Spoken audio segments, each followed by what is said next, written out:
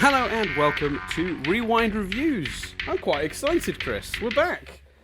We're back. I was thinking this earlier. I was thinking because I was thinking, I wonder whether someone that's just a big Final Destination fan might listen to this. And I started thinking about people listening to Rewind Reviews just because they're a fan of the movie. And I thought, do we ever clarify what the podcast is for new listeners? And I don't think we ever do. Like, I don't get me wrong. I don't think anyone's tuning into last week's just to hear about Joe's apartment. Well, so you know what? it's fine. You wouldn't believe the coincidence, Chris. And thank you for reminding me because I'd forgotten about this. 2 days after we recorded that, so for listeners, we're back in February. Well, this is, you're hearing this, March onwards, end of March through like April and stuff. But we're recording this in February, early February. And after we recorded it, I was just looking at Reddit, and on the r/movies page, someone was like, "Joe's Apartment, an underrated classic?" ? And I went, "Holy shit, you're kidding me!" I've not heard anyone mention or reference this movie in years, other than the stuff I suck out for that podcast. So I clicked on it because there were like 12 to 13 comments, and it was mostly people going, "No." to his question of an underrated classic. It definitely isn't. A couple of people going, "Oh, I have nostalgia for it, but it doesn't hold up." But mostly just people going, "Absolutely not." So, you're right though. I think we did it in the early episodes. I think I used to start by saying, "Welcome to Rewind Reviews, the podcast where we take a look back at old movies from our childhood." So I sort of set it up a little bit. But I did stop doing that at a certain point. So yeah, welcome to the podcast. If you're just a massive Final Destination fan, and you were eager to hear somebody chat about one of your favorite films, then you're in the right place. We're going to break it down, but we usually start by talking about a history with the film. Now, I don't have a particularly interesting history with this film. So very quickly, I remember seeing it in my teen years and thinking it was good. But at the time, I was going through a phase of thinking, because I'd watched a lot of horror, both as a child and as I grew up, horror was a big part of my youth. I remember feeling this was tame for teen audiences, and while I thought it was a good film, and I won't have used this phrase, but I do think it's like a really, I thought it was like a reasonably well-structured, like perfectly fine film in terms of how it's put together. I just didn't think it had enough teeth for what it could have done. And I felt that way a lot about teen horrors that they were doing in this era. There was a whole series of these movies that are sort of like horror movies, but only sort of. They're horror movies in scope, but they're actually kind of tamer, so they can get that lower rating, so that you can get teenagers in watching horror movies. It still happens to this day, but I remember, because I'd seen a lot of movies that were very inappropriate for my age, feeling this was like missing a bit more. Maybe gore. Maybe I am just thinking of gore, but I don't know, just something a little bit more frightening, something a little bit more extreme, because this felt like a very sort of weak version of the idea to me as a teen. I'm not referring to my thoughts now, but I enjoyed it. I saw many of the sequels. I did drop off at a certain point. I don't think I've seen The Final Destination, and I don't think I've seen the last one, which apparently has some link to this first one. They sort of loop it around somehow. I don't know how. I just remember hearing that. But yeah, so it's a perfectly adequate film. Was my thoughts as a teenager. I don't think I watched it more than, I think maybe I saw it twice. The initial viewing, and then like maybe a couple of years later on TV or something. But I hadn't thought about it or watched it since too much, to be honest. But you chose this one, because for new listeners, we rotate who chooses the film we review each week. So Chris chose this one. What is your sort of history with this film? I watched it I wasn't particularly I guess exposed to horror in sort of younger years in a way. Like, I've never particularly had an aversion to it. I've also never particularly gravitated towards it. Right. And so my mate's mum rented it. Like, my mate convinced his mum to rent it for us when it first came out on video. So I reckon that must put that at around 2001, which means me and my mate were probably 12. And obviously it's a 15, so like there was something. There was definitely a sense of like, ooh, we're watching a film we probably shouldn't be. Right. Like there was definitely that sense to the proceedings, and I remember vividly, partly because like, do you ever had those mates where like you just didn't, there's a group of like 4 or 5 of you. and there's two people whose houses you always go round, and then there's like one person whose house you never go round. Well, that was the mate in question. Like we never really went to his, and so I don't know whether it's because it would have been rare for me and him to be at his watching a film as opposed to being at mine. But I do remember vividly watching it and talking about whether we were scared or whether we found it like gruesome. Like it's probably, whether it is or not, in my memory at least, if someone was to say, and I don't think it now on reflection, I don't think of it as an out and out horror, or do you know what I mean? Like it's very much a teen horror, isn't it? It's very much but if someone were to say to me, what was the first horror-esque film you watched, I'd probably think it was this. Right, interesting. And I remember that experience of being too young to watch it and it being a bit of a thrill, and I remember enjoying it, and I remember really, as someone into stories and narrative and whatever, really thinking the core premise was very good and very well executed. And I remember, I think, renting the second and third one from the library, or like right. I don't know the context, but I've actually watched this twice for this podcast, because we then the night after watching this, we watched the second one, which I think is actually better. I was going to ask about that. I've got questions about that for you, because I suspected that while watching this one, because I'll get to it. Go on. Because you didn't know I did that, so that's good then. If you kind of got questions around that, and then I do, because I watching the first one, I went, I think I remember the second one having more teeth a bit and coming and fixing some of the issues I have with this one. I don't think this is a bad movie, but there are some things I think are not broken but wrong with the way this script is put together. We'll come to it though. Did you? And then I've watched the third one, and I know about the twist in the fifth one. I can tell you what that is either now or off air if you want. Okay. And I've always been quite impressed with the conceit and with the attempts that the film series has made, and I think it is almost certainly entertaining. I think it sounds like we had a very similar experience watching this one, where we were expecting things which are kind of there, but not there as strongly as we thought, and it's because they're there stronger in the sequel. So, for example, if you'd have asked me, I'd have said a big thing on this one, and a big thing I think of the Final Destination series, is that sense of, that's what's going to kill them. That's what's going to kill. Oh, no, that's what's going to kill them. Oh, wait. And then something completely different kills them. Yeah, there's two sequences of that in this movie. But but they're not quite as smooth and as clean as they were in my memory. And I think it's because they perfect doing that later in the series. Yeah, I am tempted to at least check out the second for that reason. Yeah, that's it. You've kind of hit the nail on the head there. I think that is one of the problems I think with this film. So for in terms of horror, then this is like the start of your personal foray into the horror genre. Yeah, I would say. And again, let me be very clear. I know it's not an out and out horror. I'm just saying before that it was all sitcoms and. Well, I think it's a matter of degrees, isn't it? Because I would consider the first Gremlins film to be in some ways a horror. But it is also a Christmas film, produced by Steven Spielberg that, probably only had a 12 rating. Do you know what I mean? Like, actually, no, I think it got a 15 in the UK, and there was a controversy around it because people thought it was like a kids movie that had ended up with a rating too high. Anyway, that's a different story. But, I think Gremlins is actually kind of my equivalent in that sense. I thought I saw Gremlins very young. I can't remember exactly how old, but, like 6 or 7, like too young to see Gremlins, and then it sort of started an interest in that with me that escalated over the years. Then you're watching your Beetlejuice, your Little Shop of Horrors. These are kind of light horror movies. They're horror. They've got horror elements, but they're not out and out horror movies. But that then developed into a taste for things like those 80s slasher movies. So your Freddy Kruegers, your Friday the 13th, The Thing. I'm trying to think of some of the good examples. Nightmare on Elm Street. Nightmare on Elm Street was an absolute favorite of mine. I mean, Freddy Krueger was my favorite for a long time, and then the Child's Play movies, which I just loved as a kid and into my teenage years, and then of course, like even those sort of hybrid action horror movies. So, The Predator, which is an action movie with a real horror twist.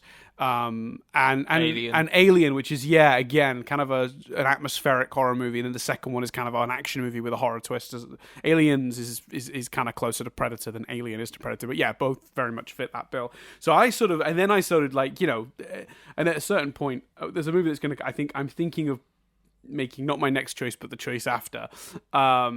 That was kind of went round at school, but then that evolved into movies like Saw and Hostel in my teenage years. So by the time I saw this, this obviously came well before Saw and Hostel, but like by the time I saw this, I was reasonably desensitized. After you've watched Freddy Krueger pull Johnny Depp into that bed and all that blood gushing out, or you've seen The Shining, or like any of those movies, this is pretty tame as it goes, But equally too. And I know you're not making this point. Sure. But it's not meant to be. It's not No. designed to be. No, it's no, not, not at all. You know what I mean? No. For what it is, I think it works. And I do still kind of have an affection for the series, bizarrely. I because I think there's a mythology to it. And there's like I say, the core conceit of the idea is very clever. And I think they manage to stretch it out and do very different things with it, throughout and stuff. So with this one then, what was your experience rewatching it?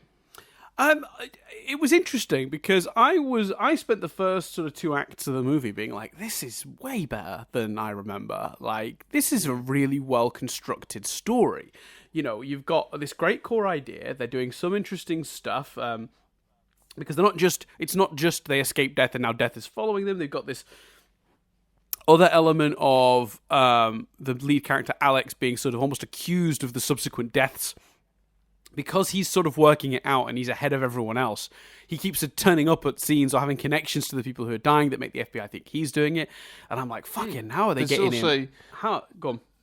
There's also themes of survivor's guilt. Like, there's some richer themes than I remembered it having. I was just about to say there's some really surprisingly well done character work on this, because all the characters have different responses. The funeral scene that follows the initial plane accident. We should explain what the film is about, but I will finish this point before I say that. The funeral scene that follows the initial plane accident, everyone individually interacts with Alex, and they all have very different reactions to him. Very different. And the stuff that they deal with, like you said, like survivor's guilt, or even like the dad putting the blame on Alex, even though, for the brother that died, like, even though it's obviously not Alex's fault, but it's so easy to see how he'd come to that conclusion, like, and seeing how it affects the dynamics, the relationships, the friendships is really interesting, and they do a really good job of it. Again, my point being, though, all that is there, and I'm happy, and I'm enjoying the movie, and I'm turning to Andrew and going, this is way better than I remember. Until the third act, where it basically unravels to an embarrassing degree. All the character work goes out the window. They clearly didn't know how to end it. They clearly didn't know how to get them out of the situation they'd written them into, so they made these weird arbitrary rules. Then they thought, well, we should have a horror movie ending where it's a surprise. But then they wait 6 months to do that, which makes you go, why didn't it just carry on in the 6 months, is my question. And they also just don't address why he's not arrested for murder, because they very clearly, in the middle of the movie, explain his footprint was left at the scene of the murder, and his handprint was on the knife that was clearly in it. And at the FBI, they clarify, the FBI found that evidence, so he should be arrested. But at no point do they explain that he didn't, or why he didn't. The minute he's on the run, it just starts falling apart. Correct. After the teacher. That's the third act. That's about an hour into the movie. The entire third act, which is the final third, which is the sort of from the hour point to the hour 20-odd point when the movie sort of wraps up. The last sort of 20, 30 minutes, a mess. Just a mess. They had no idea how to finish this film at all. And it's a shame, because all the setup is so good, and all the escalation through the middle of the movie is good. Because that's when the two sort of deaths occur that are... those, how's it going to get him? The final deaths where they're trying to escalate it and amp it up are just like random shit coming at them from every angle. They're just dodging. Like, that's not exciting. It's just not. No, and it's too, because one of the best things about this film and the premise is that it's fundamentally, it's a slasher movie where without the slasher, without a slasher. Yeah, but it's almost like those last few deaths. It's like there's an invisible person pulling shit out the ground and chucking it at them. Do you know what I mean? Like it's better when like there's setup of the screw is loosening.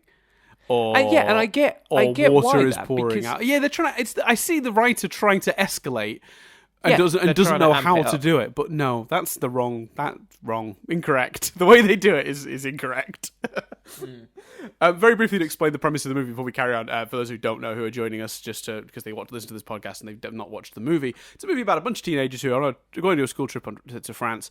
One of the kids has a dream immediately when he gets on the plane, or dream/premonition, that the plane is going to explode. He gets all panicky, jumps up, it causes a bunch of commotion, so the plane people remove him and a couple of others for causing said commotion from the plane. Then it takes off, and while the 6 or 7 of them are in the airport, they then see the plane explode in the air. The authorities are suspicious that the kid who saw that the plane, because he'd said it's going to explode, they think he might have been involved, but they've all survived.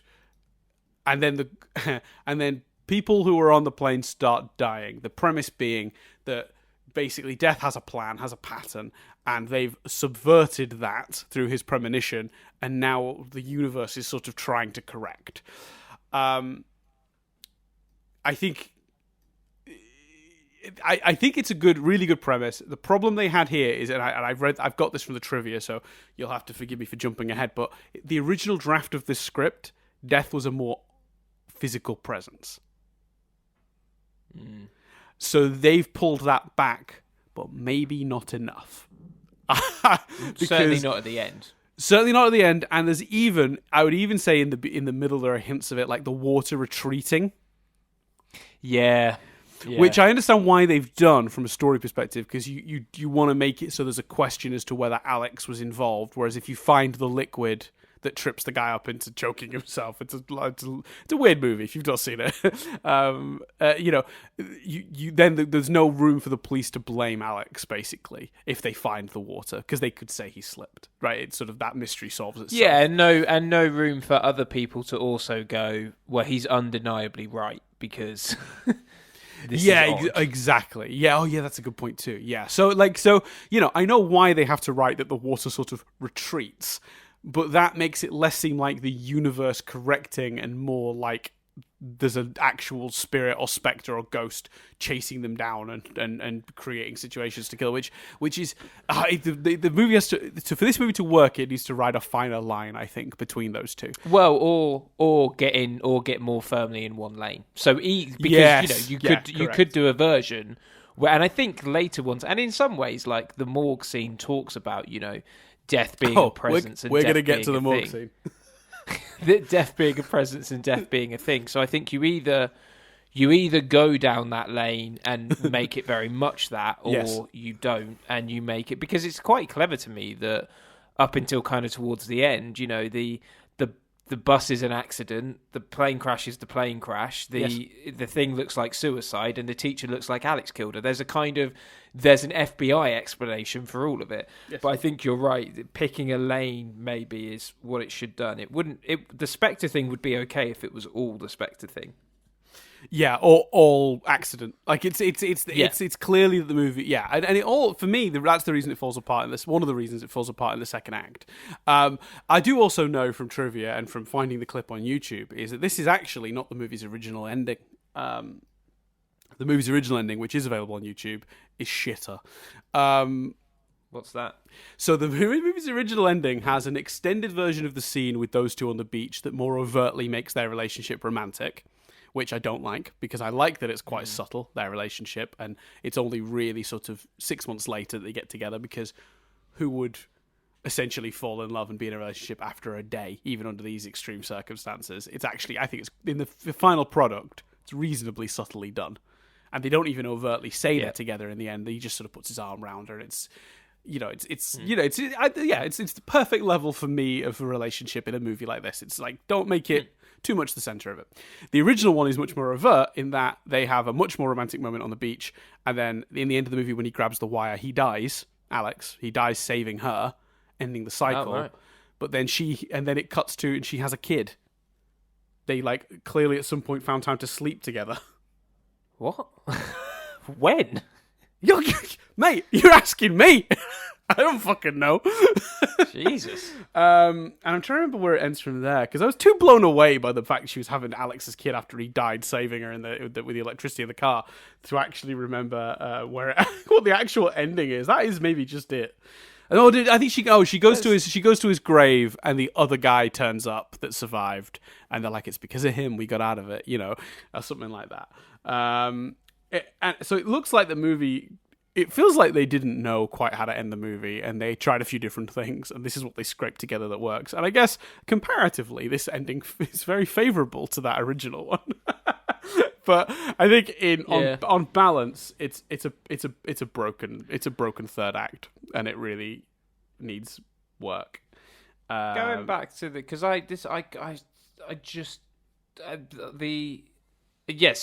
both times I've watched this, I got so distracted by this, and it's probably such a minor point, but Dan, can we talk about the colour of the water coming out of that toilet? Like, why is it pink? Pink? To me, it looked like this weird sort of neon type blue. Like, oh, maybe I'm misremembering. Yeah, it's definitely a colour it shouldn't be. I thought that. Yeah. And it's like, is that because there's cleaning chemicals in the water, but then the water doesn't look like it's dripping from the toilet, it looks like it's dripping from the connector? That's weird. I asked Nadia about this. She reckons the water's leaking out of the inside of the bowl, and they've got one of those things you put in the bowl that turns the water blue. Yeah, that's the conclusion I came to. Yeah. Weird, though. I guess they did that for, like, visual flair, and because that's how they could explain it. But yeah, I agree. It's weird. Yeah, no, it looks cool. And again, that death, because that death's actually quite harrowing, that one. The bathroom death is quite... Well, one, I mean, the kids... He doesn't know what that kid's never shaved in his life. Like, he's not putting shaving foam on. Yeah, he's not lubricated. We noted he's that. He's also fundamentally got no hair to shave on his face. Yeah, that was our big point. We were just like, why? The actual death, though, and the notion that it looks like suicide from guilt about his brother living, and that's another good example, actually, where it's slightly expositional and slightly obvious setup, but things like him talking about a future with Alex and going on a road trip so he knows it definitely wasn't suicide is quite clever. Like, there's a lot of stuff in this film that is embedded in quite nicely. First two acts are almost perfect. Like, there's very little that's not nitpicking, why is the water blue? Oh, I wish you didn't quite retract. I know why, but whatever. That stuff's nitpicking. All the big fundamental problems with this movie are in its final act. The early stuff's great, and I'll tell you as well, with that, the deaths that happen in the earlier half of the movie are all really great too. I admire how long they took to set up the plane and show us it happening from both perspectives, through his premonition and then through the distance shot, because that's clever. We get to see the horror of it up close without Alex having to live it. That's clever. That's great. 10 points, spectacle, intrigue, like all on board. The second death, the kid in the bath, brilliant. The way his eyes go, come on, that's gross. That's great. Like, that's such a simple but upsetting. It's horrific. It's a simple but very upsetting visual, and him reaching out for the scissors just to cut the line. You're like, yeah, that's genius. There's attention to it. You don't know if he's going to make it. Well, you assume he's not. But then again, I could also see a version of this that extends it, where he gets the scissors, cuts it. He's like, phew, and then like the house blows up or something. Do you know what I mean? Like this, the bus death is one of the most brilliantly shocking things. I remembered the Sean William Scott death. We talked about it at the end of the last episode as being one of the few things I remember from this movie. But fuck me, I forgot about the bus. Fucking hell. That's a great death. That's a great death. Well, so's the knives. When she starts tugging on that cloth and it's on the knives, you literally... You curl up. You're like, oh, there's attention shit. To it. Like, it's very well physically react. Yeah. So you look at the first half of this movie. They found a really clever premise. They've got a bunch of really cool, clever deaths that are escalating in scale to the house explosion being the sort of final point of that. You've got the main character putting himself in positions where he's completely blamed for them in a very reasonable way. You understand why he chooses to go. He's trying to save her. He's trying to do the right thing and not thinking about himself. He's a very selfless character. Gives you some information about him and escalates the story, because you go, fuck, it really looks like he did that. Think about that. His hand, the blade, she's got a blade wound on her chest. There's a blade found next to her that will presumably have her blood on it, and his fingerprints, and his footprint is next to her. They set that up. Why don't they pay any of that off? You also, halfway through the movie, you just go, well, how does this end? How do they get out of this? Because it just seems like they're all going to die, and there's nothing they can do about it, because the universe is that determined to kill them. And yet, then it all just starts to be a really obvious, avoidable stuff. You know, that she's running through a house Jumanji style while like a possessed electric line follows her through the house. Like, what?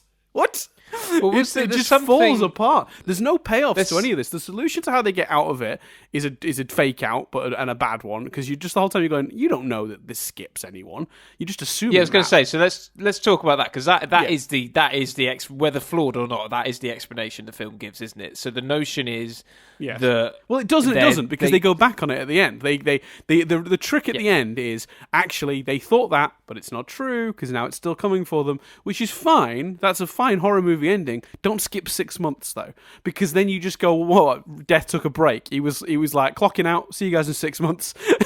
Yeah, but they did that at the beginning because there was 30. There's 39 days between the crash and then the funeral and it all starting to unravel. Is there? Oh, I don't remember that.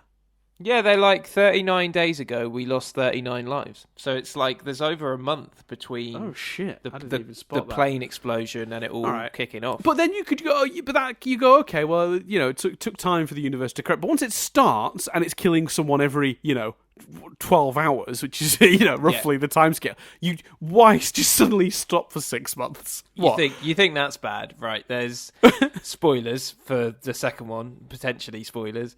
There's two characters left at the end of this film, yes, right? There's only one of those characters returns for the second film. Yeah, I'm going to assume Ali Larter's character. Yeah, because if you bring back the main guy, that's I just feel like that's like it's the same movie, isn't it? The only way you could do if I was tasked with writing the sequel to this movie and I was allowed to bring one of the characters back, it wouldn't be him. Yeah, and the way do you want to hear, Dan, how he ends up dying? He goes into an alleyway. I took a drink in that moment, but yes, absolutely, I want to hear. Off screen, he goes into an alleyway and a brick hits him in the face and kills him dead on the spot. Like I saw a list of best all the deaths in Final Destination ranked, and literally at the bottom of the list was hit by a brick off screen. It's like amazing, so crazy. And you know what's funny about that is you almost want to change the ending of this movie. If you know he's not coming back, and I'm willing to bet the reason she's in the next one and he isn't, is not a screenwriting decision. I would have made it for screenwriting reasons, because I just think it's more interesting to shift up who the protagonist is between movies with a series like this. But I'm willing to bet what actually happened was they wanted to bring him back and couldn't figure out a contract, timing, whatever. He couldn't come back, right? Casper wasn't available. So instead of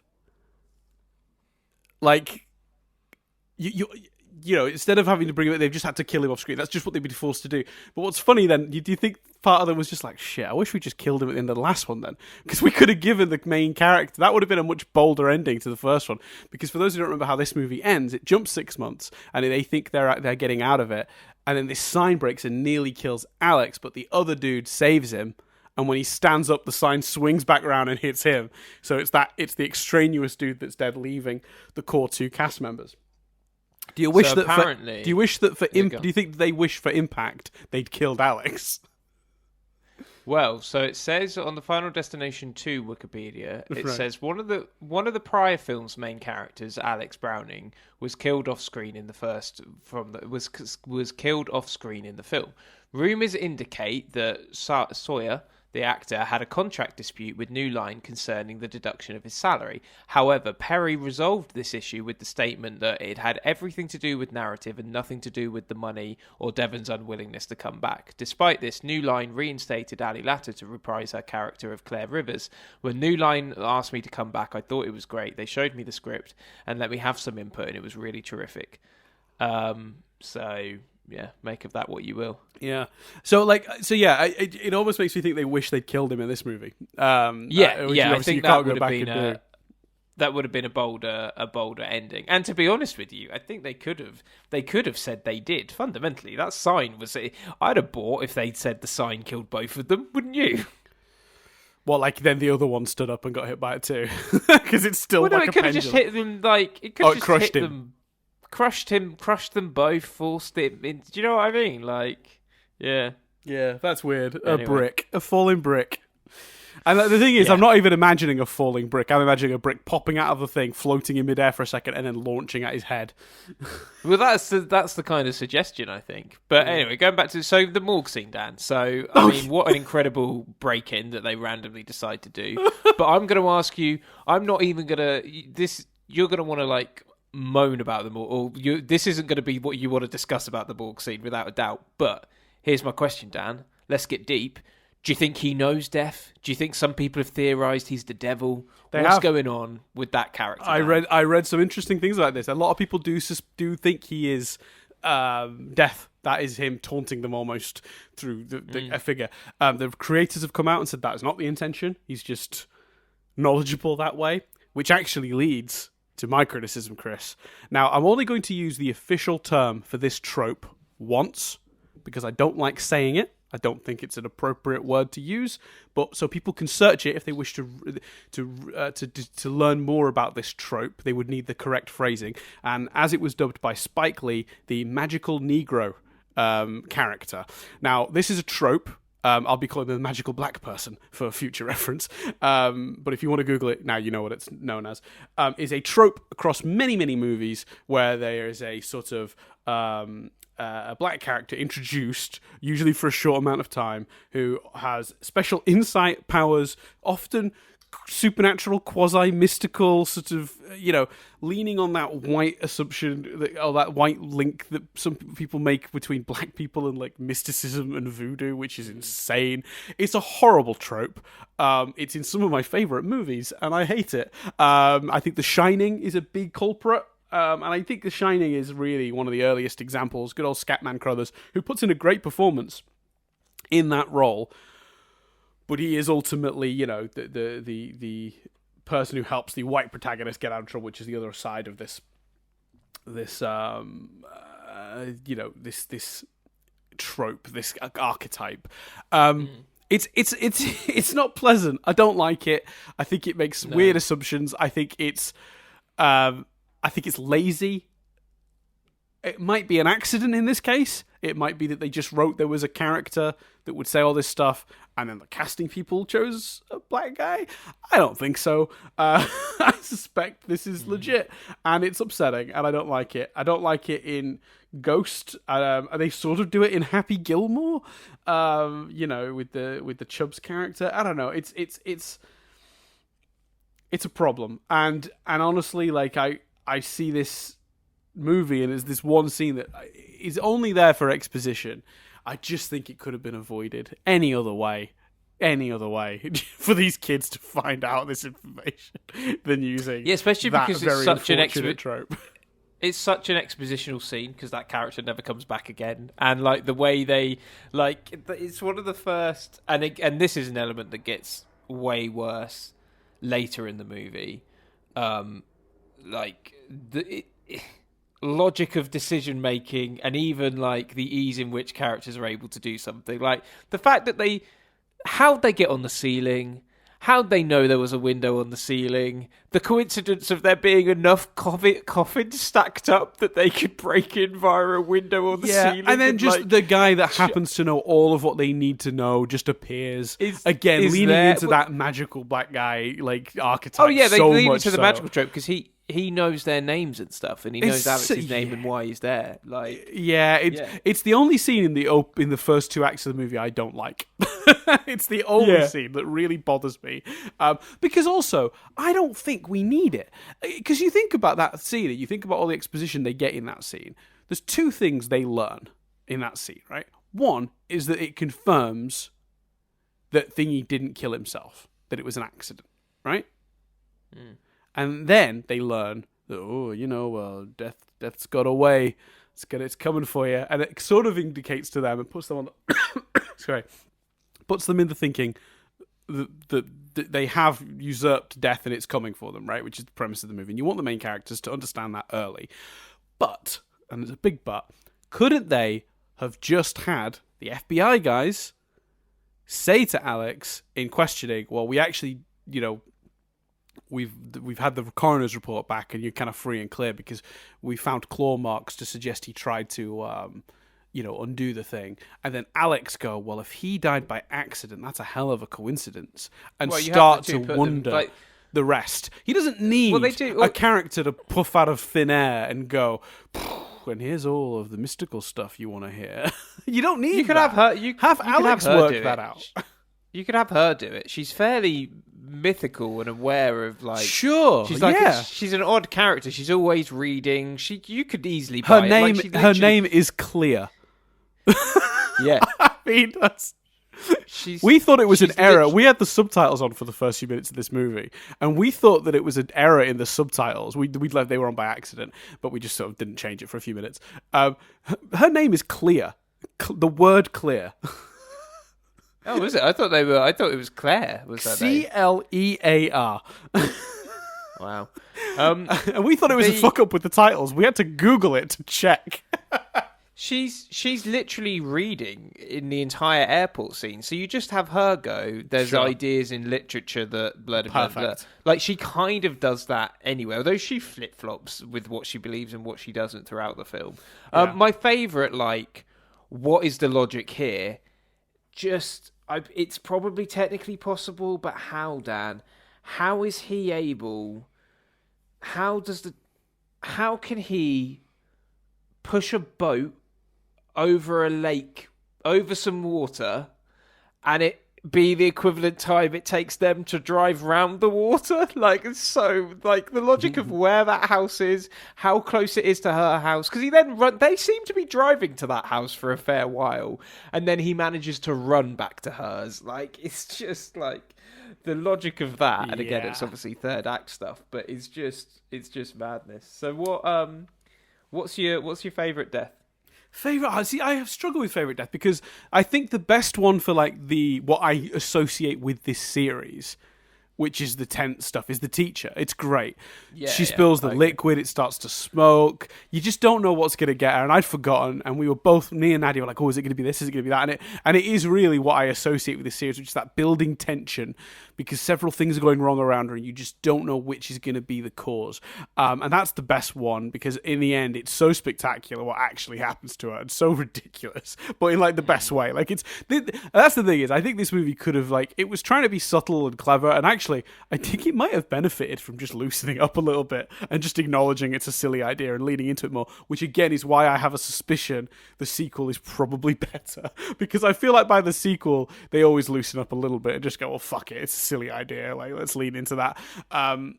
At some point, but the second one's a good balance of also there's a narrative idea which I thought was really clever. Right. I remember watching it with the commentary on DVD, and during this there's this particular scene which explains the narrative idea, and the writers and director or whatever were just like, yeah, people hated this. Apparently they just want fun deaths, but I love it. There's a really interesting. Do you want me to give you a spoiler? I assume you're not about to rush out and watch it. I might watch it. I'm thinking about watching it soon enough. Okay, I'll keep it. Because it's probably as far as I'll go. I'm not going to get to the 5th or 6th or whatever the last movie is that links it around. So after the call, after we've done the podcast today, I'm going to ask you to tell me what that is, what the link between the two is. But in terms of, I don't want to spoil it here in case anybody's just watched the first one to watch this and is going on to watch the others. But I'll probably watch the second. Oh yeah, I think that's I don't have the time to watch all 5, but I'll definitely check out the second one. And we haven't talked about this death at all and this character. So let's talk about how it's really strange because Well, I was going to ask you what your favourite death was, because mine is the teacher, but I wasn't sure what yours was. I think the teacher or the bus is quite. The bus surprising. is my runner-up. I think the bus really works, and I actually don't think, whilst it's in the middle of third act madness, I don't think Sean William Scott's character's death is that bad. He's either, sort of he's the start of it, isn't he? Like that scene in the car with the three of them is after the teacher. At the beginning of the third act, where things are starting to unravel, but they haven't quite fallen apart yet.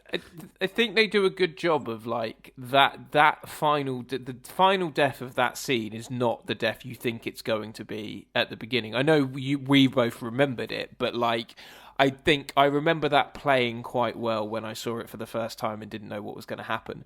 But I want to talk just a bit broader about Sean William Scott, because it kind of feels like everyone else knows they're in Final Destination and he feels like he's in American Pie. And I don't know if that's his acting, if the character's written that way. It just like, I know he's a very different character to Stifler, but it feels in some scenes that he's in a different movie or that character's in a different movie. He does. I just think that might be Sean William Scott, because I tried to I was thinking about that, and I went back and looked at a couple of his moments, his like scenes. And if you look at what he's physically saying, you could imagine that on the page being a little subtler.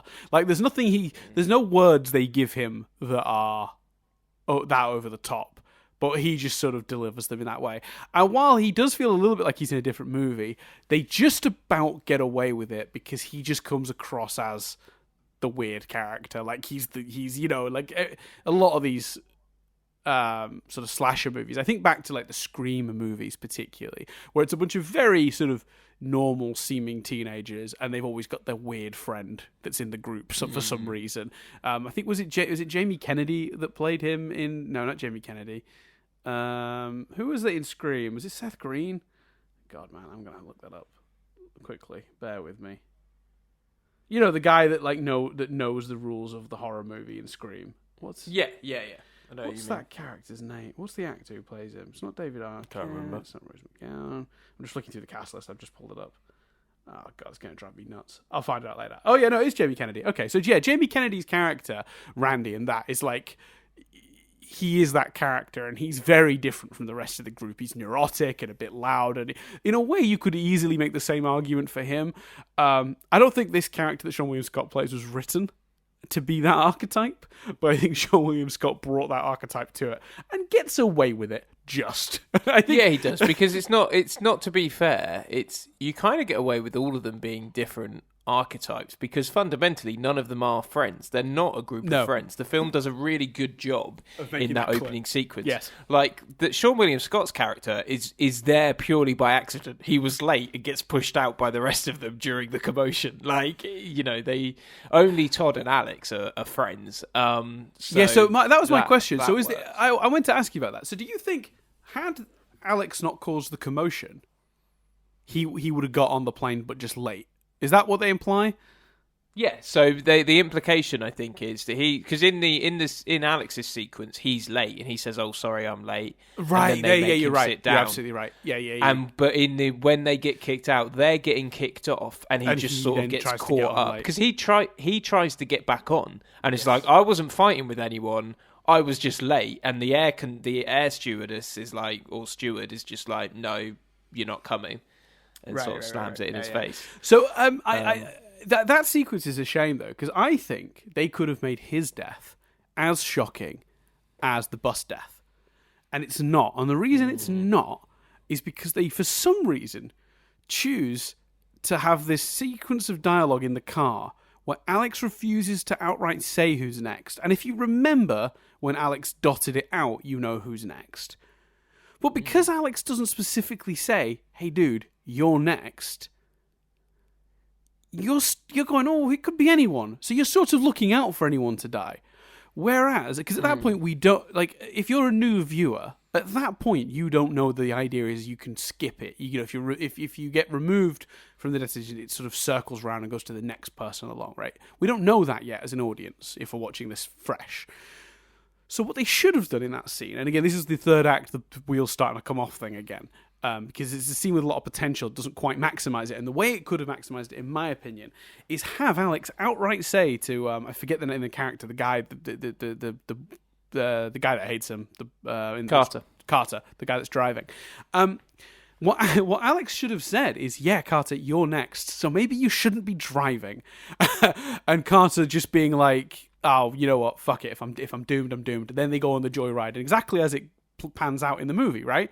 And he's like, "I'm next." Which is quite anyway. good as well. The joyride aspect is another quick look at how someone might be feeling in that scenario, which is a slightly different take. Yeah, and I like that. It's the only problem is it comes out of him assuming it's him. I don't know why the script makes Alex keep quiet and go, "It doesn't matter, does it? We're all marked eventually." Why can't Alex just say, "Am I next?" and him say, "Yes"?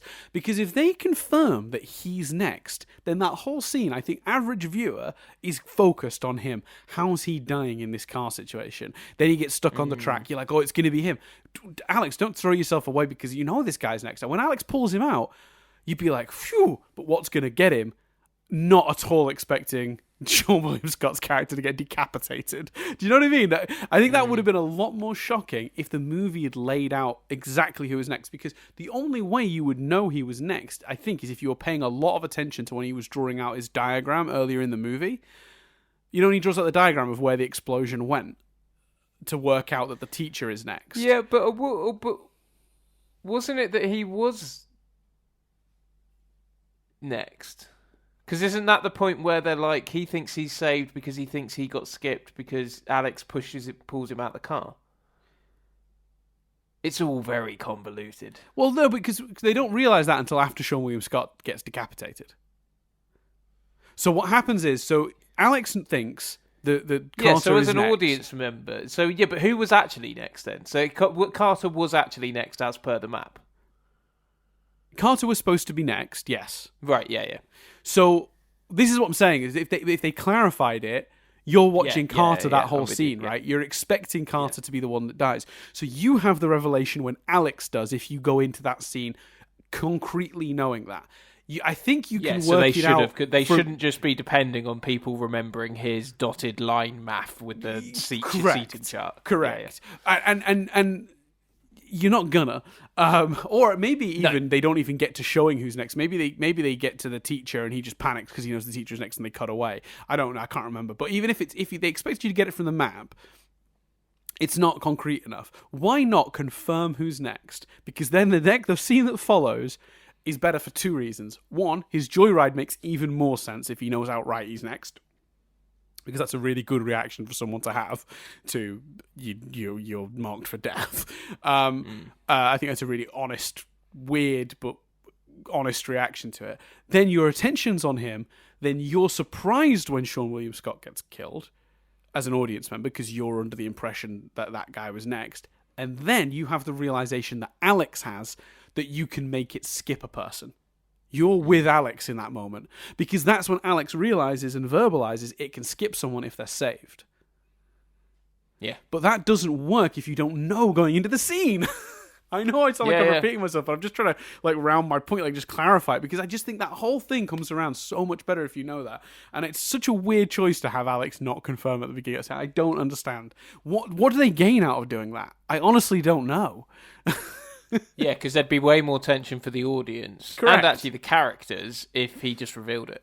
Yeah, I don't understand. And that is really the beginning of the movie's quality, decline. That's the beginning of the movie going off the rails. Like a bad choice there, followed by just tons of, we don't know what we're doing with this movie anymore choices.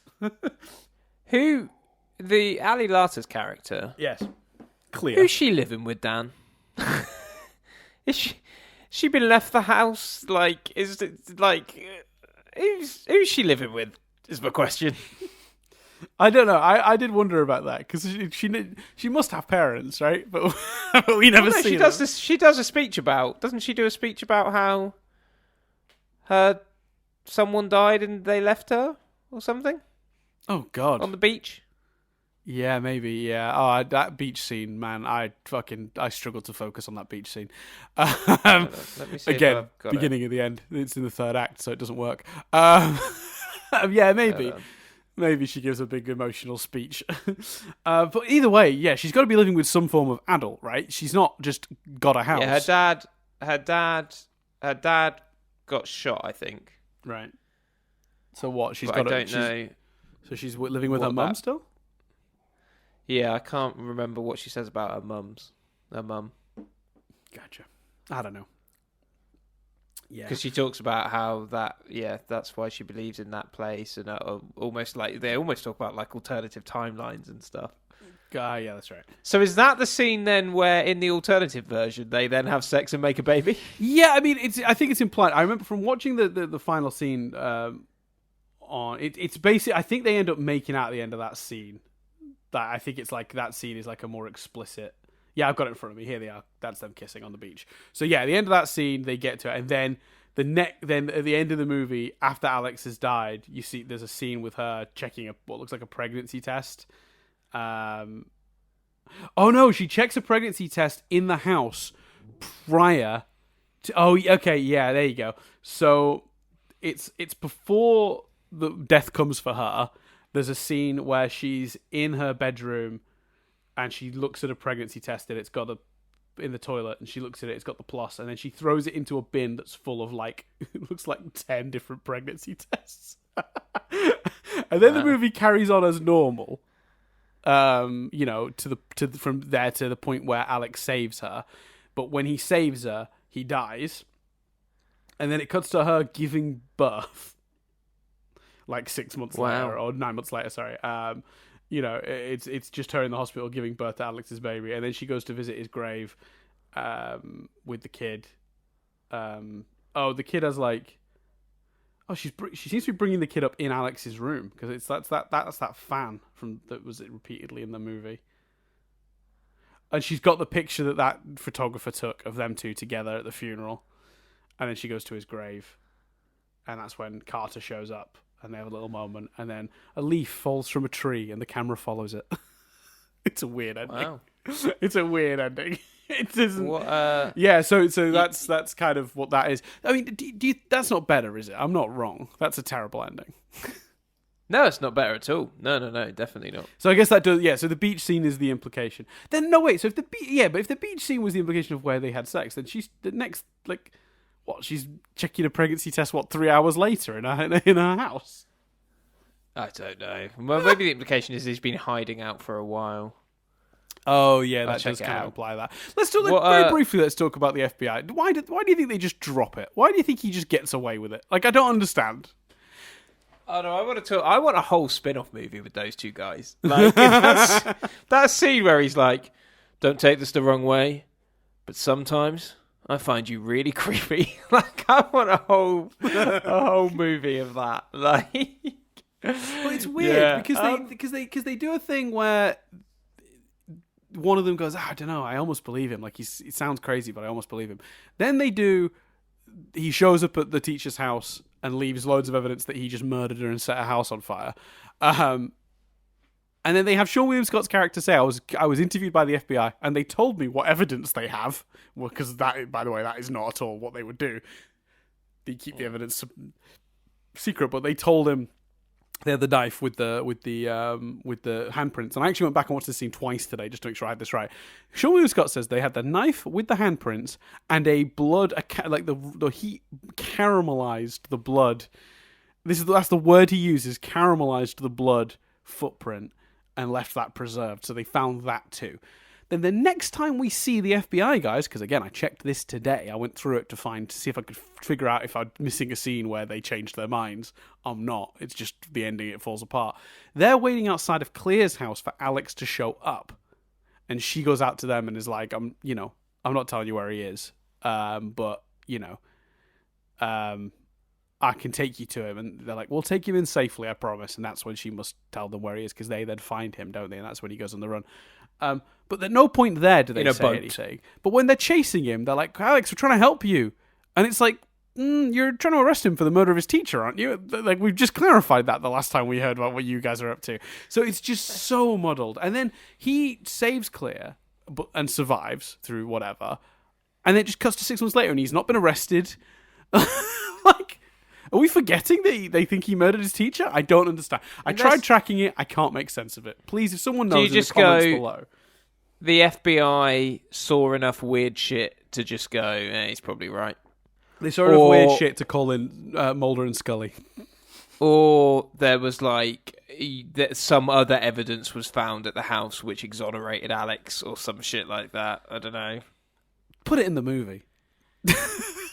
Yeah, but you can't without being clunky. Without them sat at the. You don't think it's clunky to just ignore it? The tension of the first two acts of the movie is him nearly making himself look very guilty. Is it acceptable to just not address it at all? Yeah, no, that's fair. But I've just got this picture in my head of the Paris cafe scene being 5 minutes long, and Alex going, "Cool." When you think about everything that happened last year with me nearly getting arrested, but then not getting arrested because they discovered this piece of evidence, mate, I agree with you. Then don't write yourself into that corner. Don't have it be that clear cut that he's. If you're not gonna look, the tension at the end of the teacher scene is you go, fuck, he looks very guilty. He's put his fingerprints on it. He's left his footprint. We've witnessed that happen. That he's fucked. That's the tension they build up by doing that. Don't do that if you're not going to pay it off. Because that is setting up a storyline you're not prepared to answer because you know it'll be clunky. Then don't set it up. Don't waste your breath. Because honestly, the reason I'm so into the movie by that point is because I'm really enjoying the way that's escalating as well as the deaths. Because I'm going, I don't know how he gets out of this. Evidently, the writers didn't know either. They wrote themselves into that corner. Don't do that then. If it doesn't work, don't write yourselves into that corner. If you've created a situation where it's so convincing that he would be caught and arrested for this, and you don't have a plan for getting him out, don't do it. Yeah, that's fair.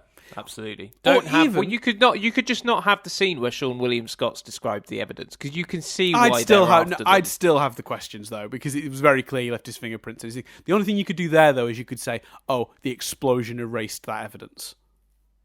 Yeah, exactly. Yeah, but the other thing I had thought was, why not do a scene between so after the car moment and the Sean William Scott death. And the moment where the FBI are at Claire's house, after the beach, do a scene between there where the FBI guys, get access to, a security camera and they find evidence that exonerates him, but Alex doesn't know that yet. So when they say, we're here to help, that works. You go, oh, well, they know he's innocent and they're trying to help him now because something or someone is targeting these people, but Alex doesn't know that, so he's running. And then it's almost bittersweet. You're like, oh, Alex, you're an idiot. If you just turn around, they're not trying to arrest you. they want to help now. Do something in between because the way it is, it's just not addressed. Maybe it turns out that you don't even need to, because security camera, you'd be like, didn't that blow up? Maybe it turns out she never hung up the phone to the police. So they've got a recording and hear that it wasn't Alex. I mean, it's a bit far-fetched, but I think a scene where she's got a webcam, something. We saw a computer in that scene. Stick a webcam on top of it. I don't know. I mean, I don't know how prominent webcams were in that time period, but just something, anything. Just have the police examine something from the scene, and figure it out, or the FBI, sorry. Just anything that doesn't just leave it open. It's such a problem that this film doesn't address one of its biggest sort of escalations and sources of tension and drama.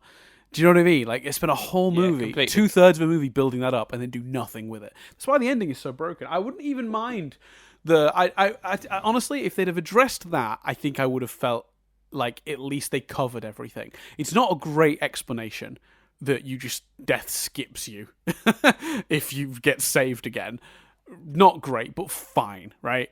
What else are you going to come up with? It's going to be weird voodoo nonsense anyway, innit? Right, at the end of the day, because it's a supernatural plot. So you're going to come up with some bullshit to get them out of it. Fine. But you can't not address the other plot. If they covered that, I'd be like, okay, it's not a perfect ending, but at least it functions on a basic level. Yeah, so, no, that's fair. Yeah. What? Any final thoughts on the film itself, Chris, before we move on to Triv?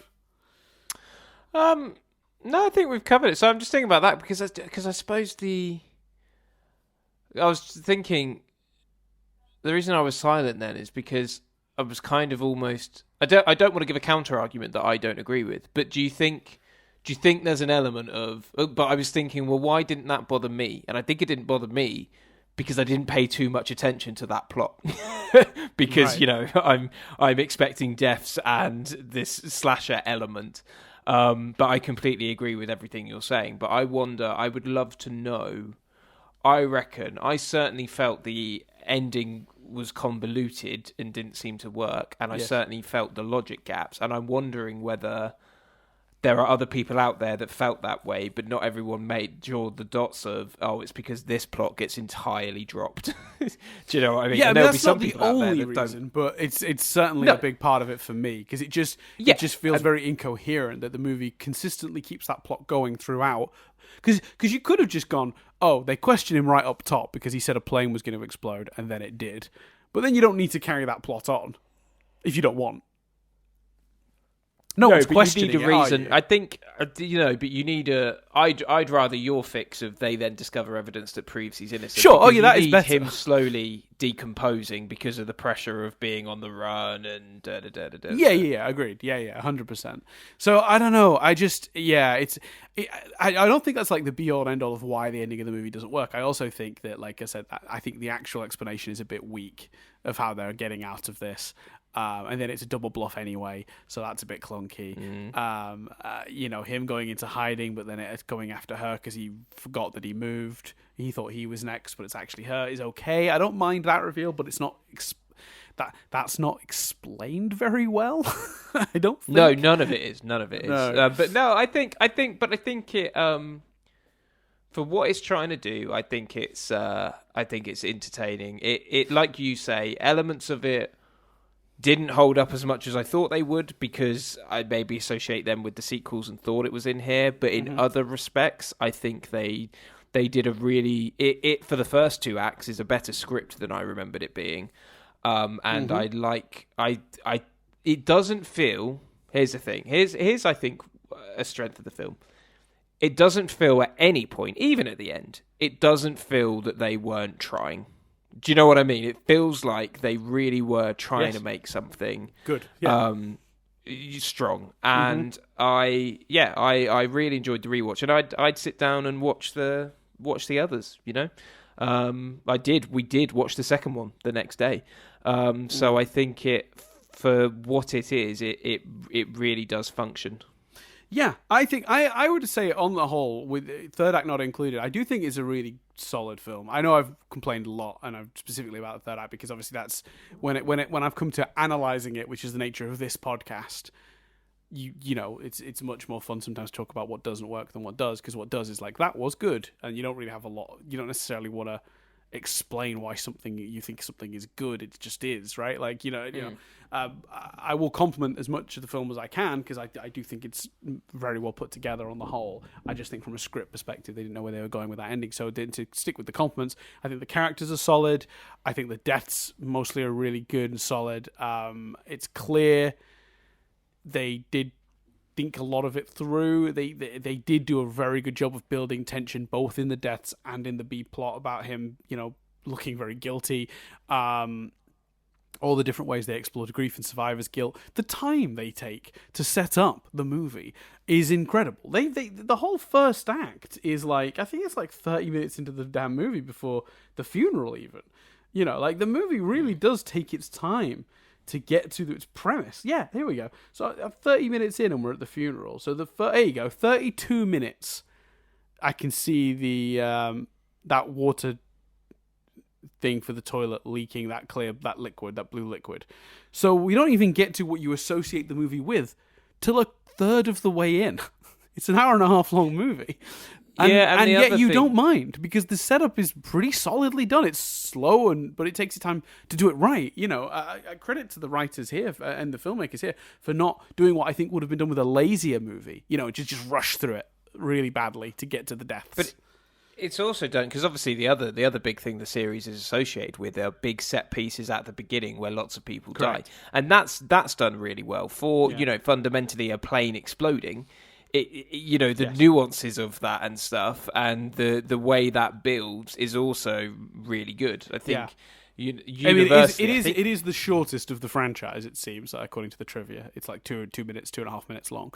But I don't think a lot of people think. I think there's one set at like a race course, which I think people consider the worst of them.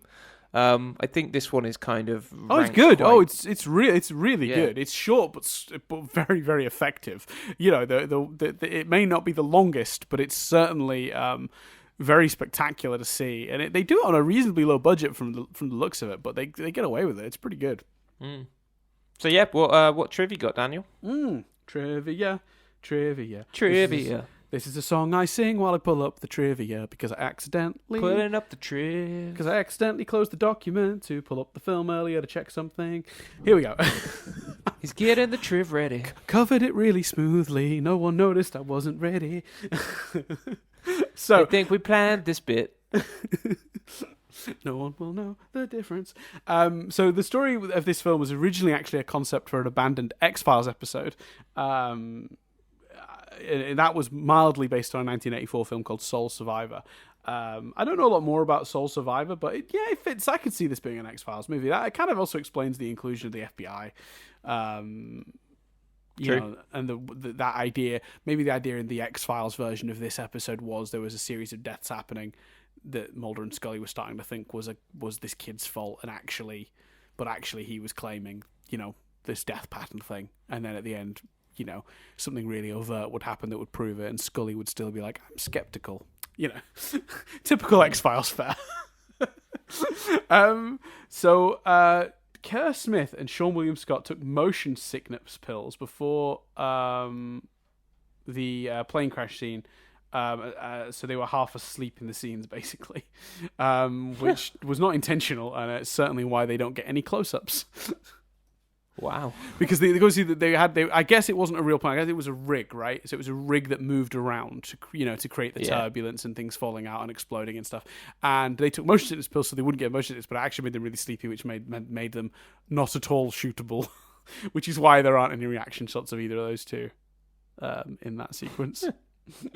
So there you go. That's amazing. Much of the news... This blew my mind. This fucking blew my mind, Chris. So much of the news footage shown is footage from news reports of an actual plane explosion. TWA Flight 800. God. TWA Flight 800, which flew out of Long Island, New York also, and is loosely what this film is based on. So not only does the film borrow footage from the news of that crash, it also borrows some of the ideas from it. Like, that flight was actually carrying a high school French club, and when it exploded suddenly, it was investigated as being a deliberate act, but was later deemed an accident. That seems a little insensitive to the victims' families. Well, this is what I'm getting to. Yeah, and it was. I will say. Go on. No, you go first. I was just going to add that, like, that crash was also determined to be an explosion in the in the central fuel tank, which is, I think, the explanation they end up giving for the crash in this movie. So, I think basing it on that and having actual news footage from that event is more than a little inappropriate, to be honest with you. Yeah, completely. It is. As a few. I saw this on. I think there's like a marathon watching video of some guys watched all of them and stuff, and they made this point. You like so many films, you know from the airport scene whether it's before or after 9/11, don't you? Do you not think? Sorry, the line broke up then. I missed you. Sorry. Oh, I said before, I thought you were like you took offense to what I said or something. I said you can like so many films, you can tell from the airport scene whether it's before or after 9/11. Like, they get booted off and then they're just hanging out in the airport still. They're not questioned. They're not talked about. The aeroplane the aeroplane goes in the air with no form of safety description, although you can argue that's because it's, here's flash forward sort of thing, and maybe we just don't see that, whatever. But yeah, the airport security is lax. Yeah, that's in the trivia, actually. This film was released before September the 11th. If the film had been released, or if the timeline of the film was set after, the flight would have just actually never departed. If someone gets up with the plane and yells that it's a bomb, it wouldn't have departed at all. That is, everyone would have gotten off that plane. No one would have died, for sure. Yeah, it's 100% exactly right. It's funny because it does sort of accidentally date itself that way. Not that the writers would have known that, but yeah. No, and it's not the only film where that happens either. But yeah. No, yeah, 100%. Apparently, the scene where the teacher has a conversation with the co-pilot, trying to get the teachers back on the plane, was entirely improvised. Shrug. Yeah, it's a good scene. Fine, good work. Yeah, good work. But to the actors. Why? Yeah, why wasn't that scene written? Yeah, that's a good point. Maybe on the day they went, maybe we should have a scene where she tries to get back on the plane, quickly have a conversation, and then it just worked out. I don't know. Yeah, it's a good scene. No problem with that scene. Apparently, the original casting choices for Alex and Claire were Tobey Maguire and Kirsten Dunst, who would later go on to star together in the Spider-Man movies. There are numerous appearances of the number. Well, actually, let me just very quickly clarify, because I'm not going to cover it in the trivia.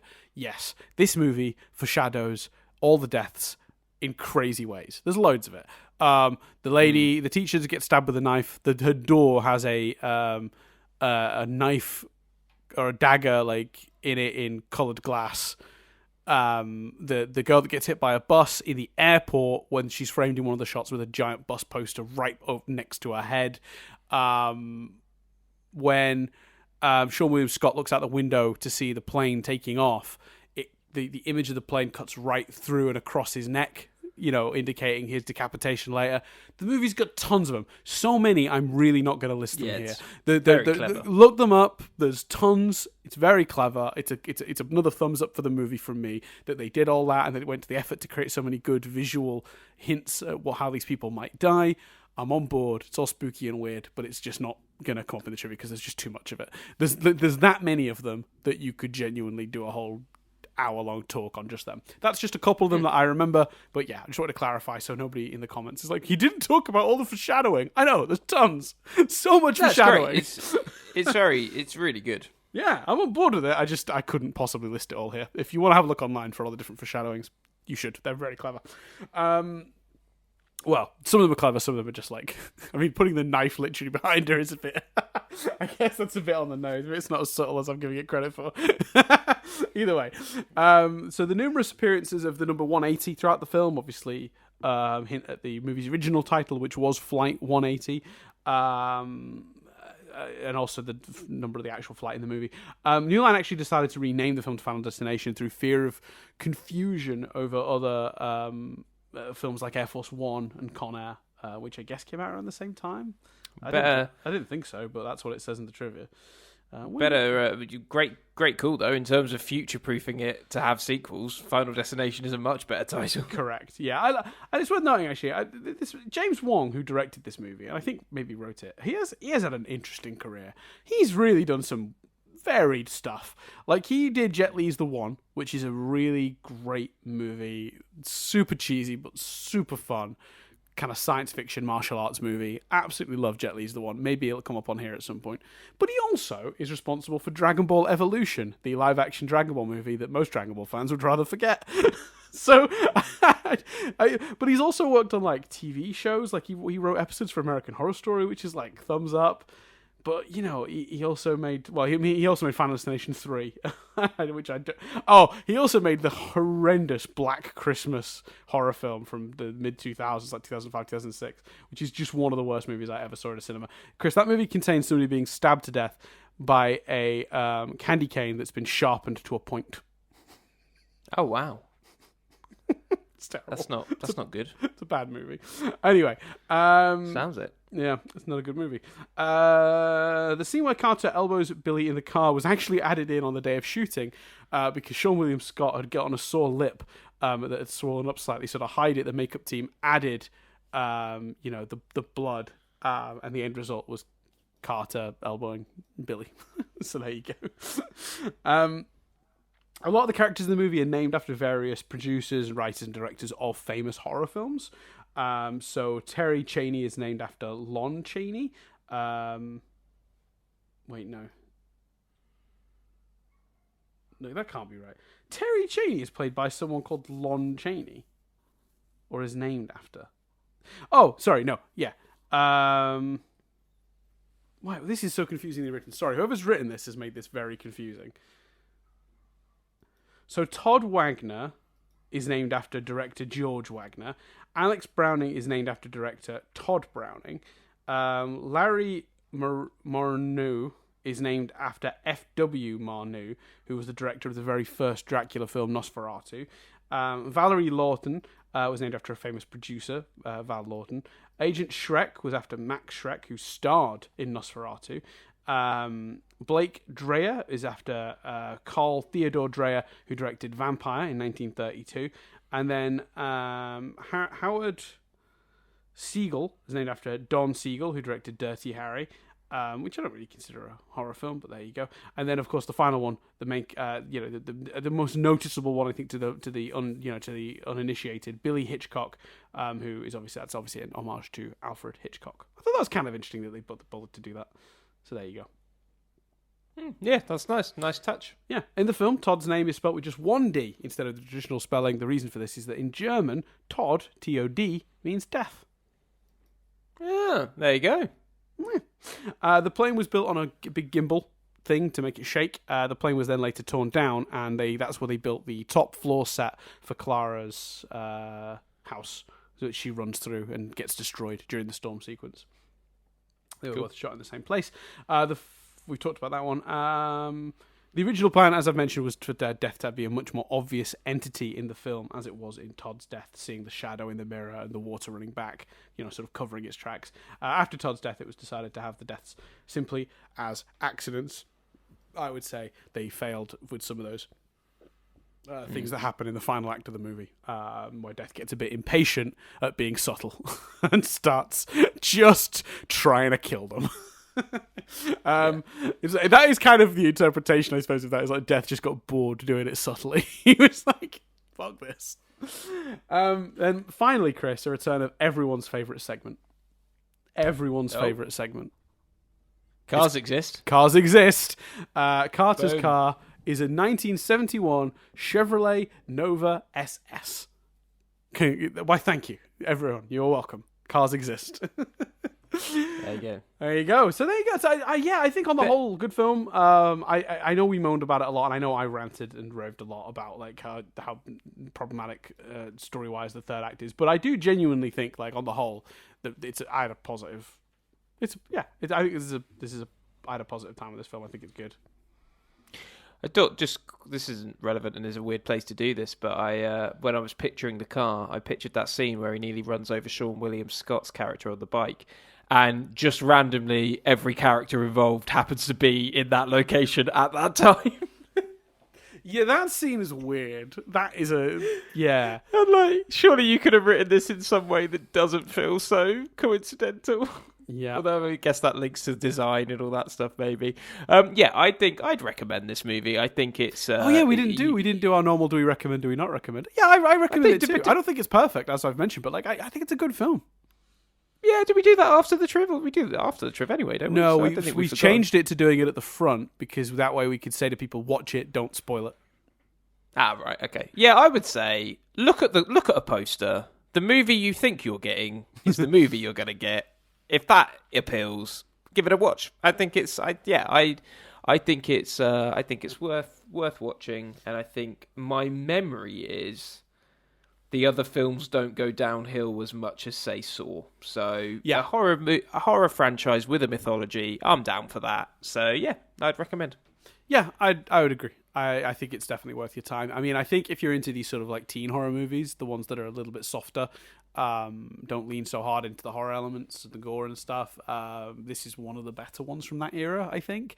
My memory is that The Faculty is better, but you never know, do you? I've not seen that movie since I was a teenager. It might not hold up. We'll do it at some point. It's on my list. Yeah, my memory of The Girl Next Door was that it was a good rom-com, so... Yeah. So, I might be wrong. But I think I remember The Faculty being a lot of fun. So we'll watch that at some point. It's not... I don't think this series is worth noting. Maybe we'll cover it next year. Not next year, later this year. Question is, though, Dan, what are we watching next week? Well, to save you the trouble of having to pretend you don't already know, Chris, I will briefly explain. Okay. I was going to commit to that. I was absolutely going to commit to that. So we've had to... we're recording two very close together, and we knew that Chris wouldn't have time to watch the movie between this recording and the next recording, which we're doing, less than 24 hours from now. Although it would have been fine because I haven't actually watched it. I'm going to watch it. Oh dear. All right. Well, we didn't need to do this then. Well, to give Chris the option to watch it earlier in preparation and give him more options in terms of how he fits it into his life, I've already told him in advance, but you, the dear listener, do not yet know. So here we go. Maybe Chris will do what you're going to do. We'll just pretend, and we'll get your pretend reaction to the movie. You can pretend cool. You don't yet know what it is. We told Chris in advance, but so I was thinking about my apology film, essentially, for Joe's Apartment, because as I said to you at the time, much worse than even I knew what I was doing, and that I was choosing a movie that I just categorically loved as a kid, didn't fully, I don't think, understand it, or why I liked it so much, or what was so good about it, but a movie that I'm utterly convinced holds up. I do watch it every couple of years, sort of thing. It's one of my all-time favorite movies. Like, genuinely, since the day I saw it to now, it's been somewhere in my sort of top 5, top 10 movies of all time, and it's never really left. And that is The Truman Show. Ooh, good choice. That's what I would have done. Yeah. So, yeah. It was believable. It's good. Yeah. No, I think it's a good choice. Yeah, I was determined to pick something I thought you'd like. I don't actually know if you've seen it before. You probably have, I assume.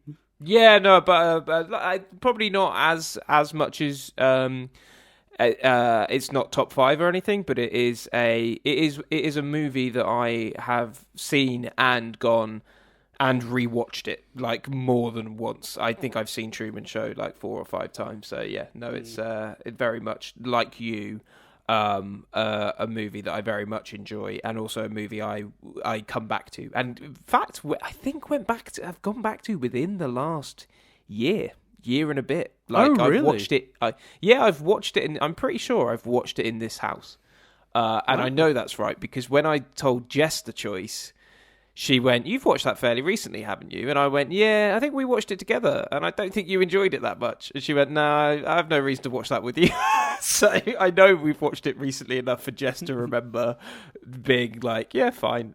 So yeah, no, good choice. Yeah, I'm pretty confident, and also, like, I will say as well, like, it's interesting for me because I think it's one of the earliest films I saw and appreciated, and I mean that in the truest sense. Like, when you're a kid, you watch some dumb shit, and I think The Truman Show is a good example, because the reason I think I watched The Truman Show is because I liked Jim Carrey from the likes of The Mask and Ace Ventura and all that nonsense, and didn't know what the Truman Show was like, a legit film. Do you know what I mean? And I'm really not explaining myself very well, because obviously technically Ace Ventura is a film, but like something with a real message and drama and heart to it, and actual like character work, and something with a bit more depth to maybe what I'd seen previously of more adult-based movies. And yeah, so watching it expecting something silly, and I'm proud of young Dan for actually not being bored with that movie, because I watched it when it came out, like as soon as it was available on VHS. I don't think I saw it in the cinema, but as soon as it was out on video. And I'm kind of proud that I appreciated this and wasn't just like, why isn't the silly man being silly? Because I could absolutely see a kid being bitterly disappointed with this and wouldn't have even disagreed with them, you know? Well, that, Dan, is very nice, very poetic, very, you're giving yourself a lot of credit, when fundamentally you and me were little geeky boys that would have at some point thought, oh, what if my entire life is like a TV show? And that's why that movie appeals. But you could rewrite history as much as you want, my friend. Go ahead. I genuinely thought it was a really brilliant film, and I don't know. You're right. I don't know what my reasoning was. I can't put my brain back into young Dan's head. Like I can't have been. God, I can't have been any older than like 11 or 12. The TV of it all absolutely would have played a part for you and I.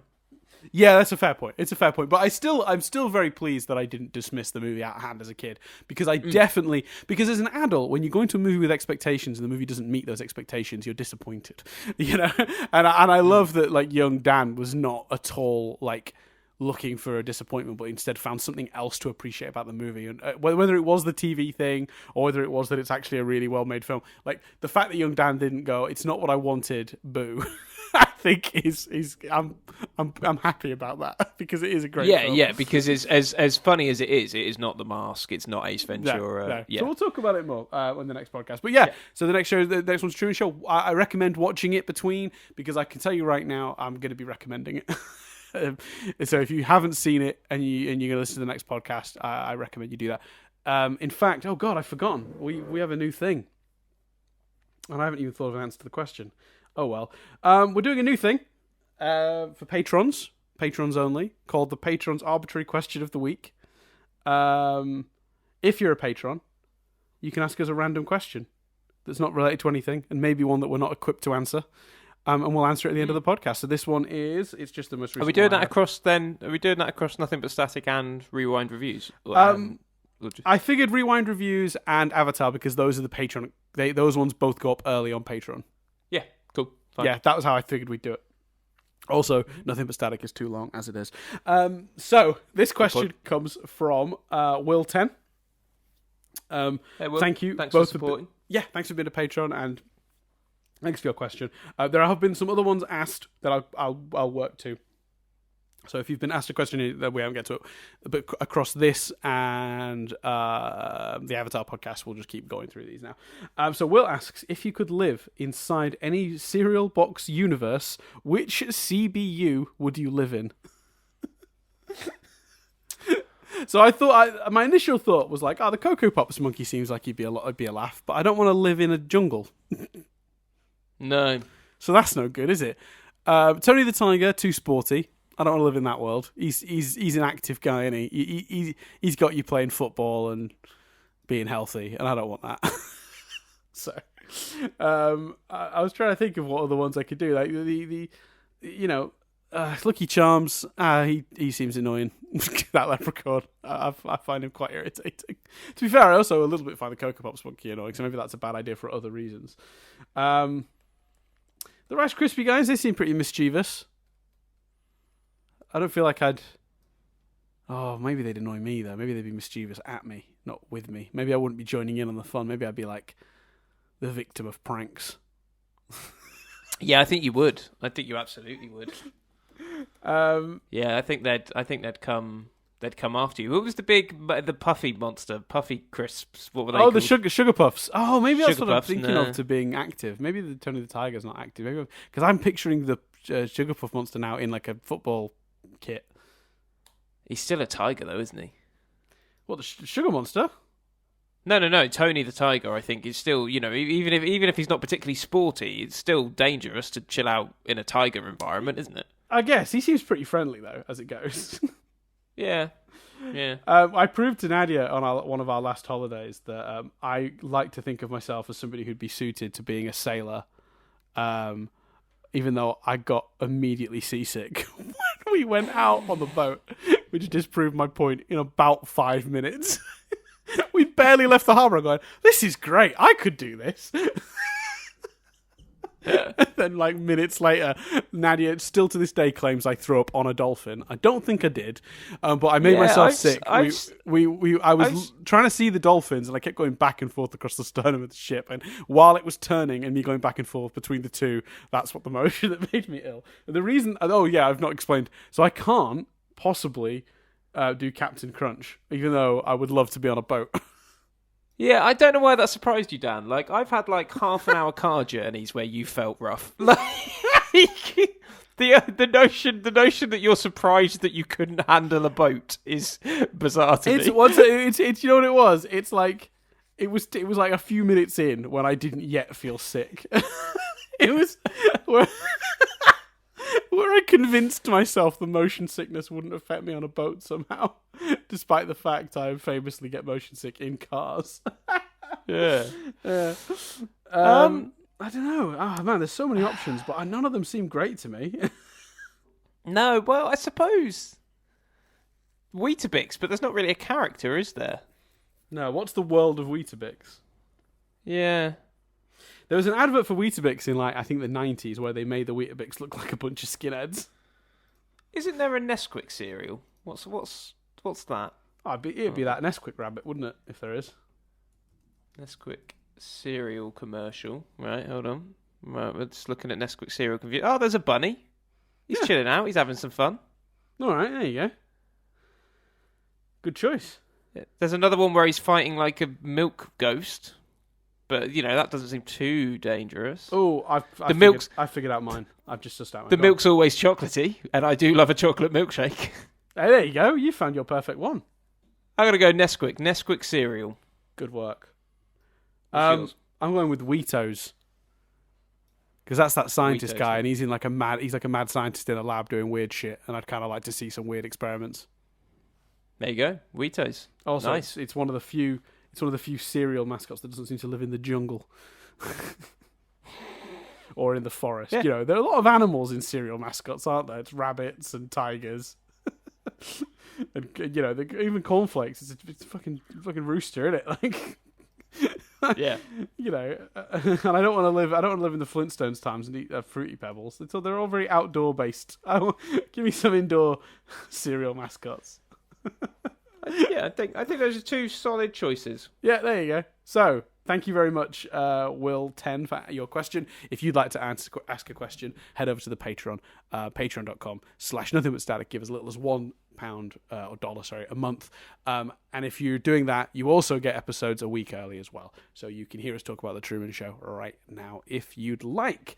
So there you go. And then obviously, all the usual places, youtube.com/nothingbutstatic, UK.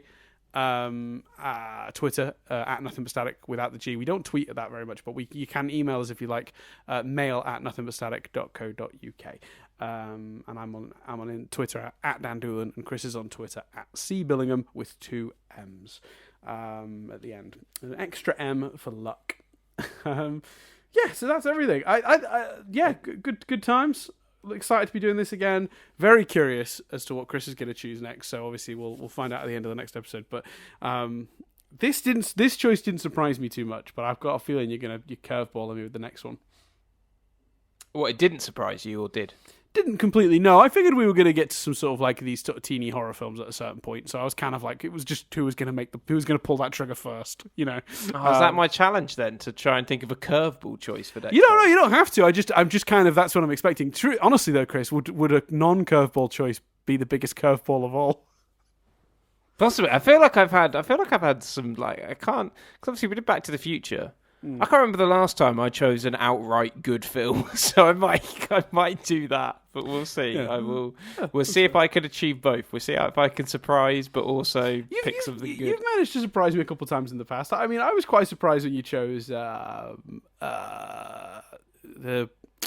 what's the Michael Caine one? My brain's died.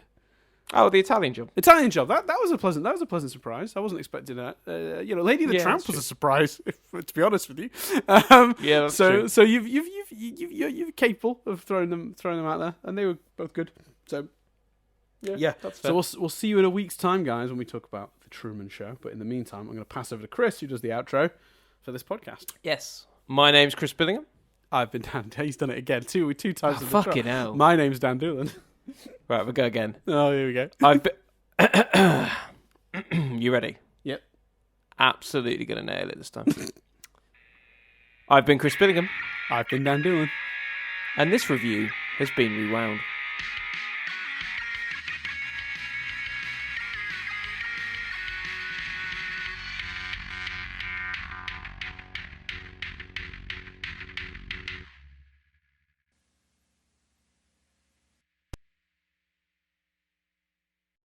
Beautiful. Boom. Well, to be honest with you, Chris, it's my fault when you think about it. Because if you say you my put the name's pressure Chris on there. Billingham, I'm the one that's on autopilot, not listening properly and carefully enough to you to then adjust mine to My name's Dan Doolan.